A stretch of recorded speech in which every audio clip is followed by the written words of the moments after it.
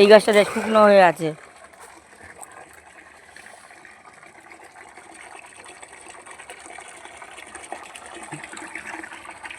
এত দানা কোথায় ফেলবো আর, প্রচুর দানা, মানে গাছের দানা তুলে বীজ তুলে তুলে আর পাচ্ছি না, এত দানা কি হবে।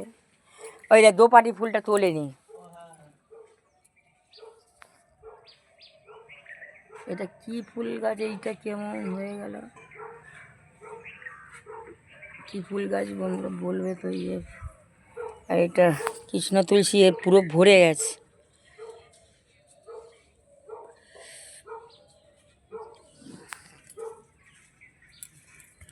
সবেদা গাছগুলো ঠিক করতে হবে, সবেদা গাছগুলোর পাতা পুরো হলুদ হয়ে যাচ্ছে।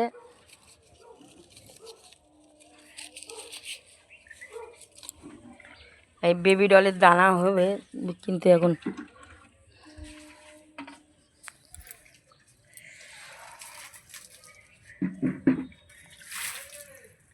একটাও গাছ এখানে বেরালো না জানিস।